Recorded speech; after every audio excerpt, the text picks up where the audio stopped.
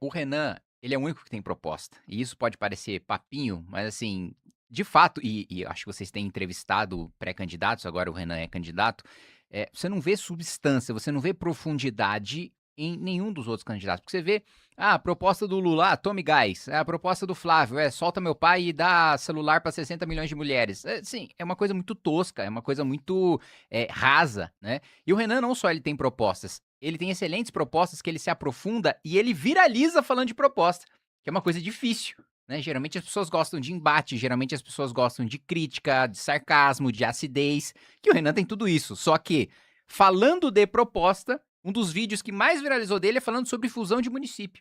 Falando sobre, olha, boa parte dos municípios brasileiros são inviáveis, são minúsculos, existem só para ter prefeitura e câmara de vereador, que você gasta mais com o prefeito e com o vereador do que com o cidadão, né? O orçamento da cidade está mais voltado para financiar a estrutura política do que o próprio município. E ele viraliza falando disso, ele viraliza falando de lei de responsabilidade gerencial, né? De você ter meta para que o prefeito cumpra um básico de educação, de saúde, de segurança pública, de saneamento básico. Se ele não bater, ele se torna inelegível, diminui o CEPAS da União na gestão dele. Então, eu acho que o primeiro ponto, tem propostas, tanto que nós resumimos as nossas propostas agora no plano que a gente protocolou para o TSE. TSE a gente protocolou 60 páginas, que é o livro amarelo, nossas propostas resumidas, mais o livro amarelo em si, que a gente lança no nosso congresso, dia 1º de agosto. Tem 360 páginas, né? Então, a gente entra no detalhe, a gente fala sobre as mais diversas áreas. Eu, pessoalmente, fiquei aí encarregado como futuro ministro da Reforma de Estado, aí, anunciado pelo Renan, da coordenação da parte econômica, que também está excelente, assim, vai ser o maior...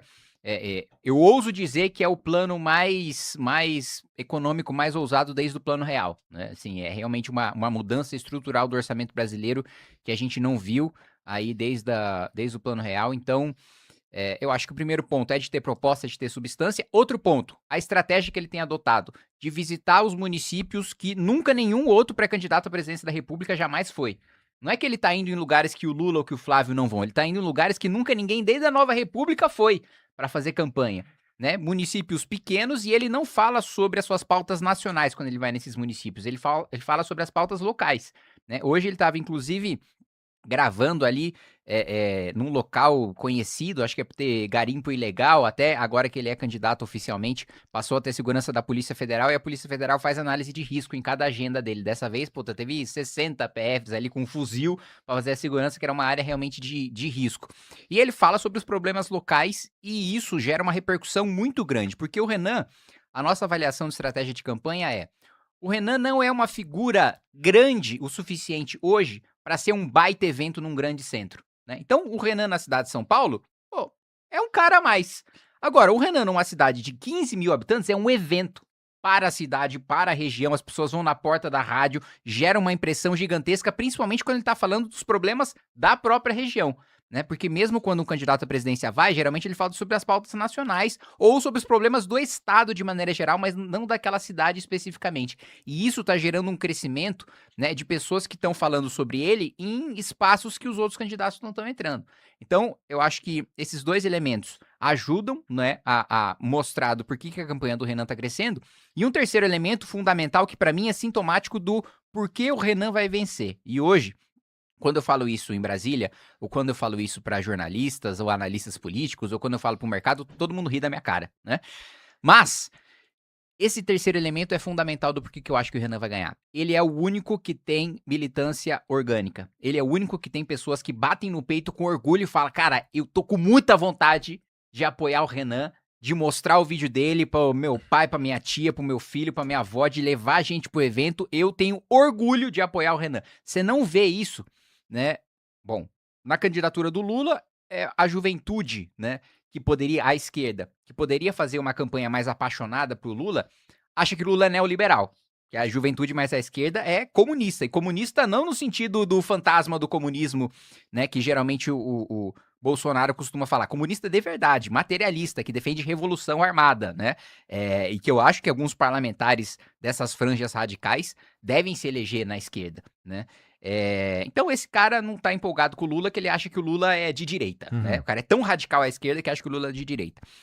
As outras, a esquerda moderada, também leva o Lula porque ele é hegemônico, ele destruiu as outras lideranças e não tem mais nenhuma outra pré-candidatura para eles apoiarem. Então é uma coisa meio assim, o Lula tá indo meio na inércia, mas não é uma figura que ninguém de esquerda apoia que, nossa, agora vem uma baita de uma mudança. Não, é só um cara que a gente mantém lá para impedir que outro cara ganhe. Uhum.